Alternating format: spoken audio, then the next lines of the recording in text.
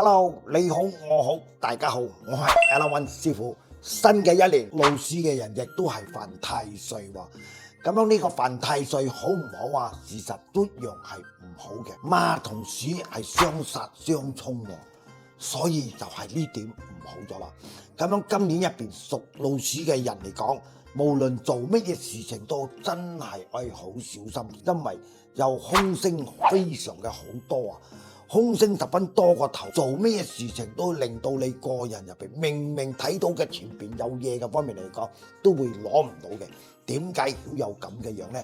因為有凶星阻住你自己。記得愛嚟轉旺許福攝太歲，咁樣年頭攝太歲，年尾還太歲福，亦都有幫人嚟做晒嘅。所以呢，屬老鼠嘅人嘅運氣唔係咁好，只有手冇衝。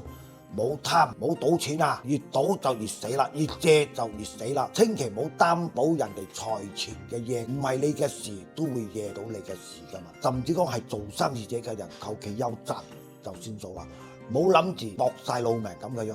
我係好運啊，到尾落嚟都係一樣係變貧。我話有得賺有得住有得食有得食咧，安分守己咧又比較穩陣啲。所以咧財運嘅方面嚟講都冇財運一齊。今年入邊咧都係注意你嘅健康方面，肝啊同埋你嘅膽嘅問題，好似食嘢好似成日都好似冇咩消化咁嘅樣喎，即係肚啊成日都脹脹地。所以咧你就愛留意一切啊！你嘅屬鼠嘅貴人咧雞同埋嘅牛，你嘅顏色咧就係一個灰色啦、藍色啦，同埋一個黑色。答到你嘅號碼係乜嘢嘅號碼？3同埋嘅6。我都希望你哋屬鼠嘅方面，無論乜嘢事情都好，又冇咁衝動，冇主意非常嘅好大，做嘢主意越大，失望越更加嘅大。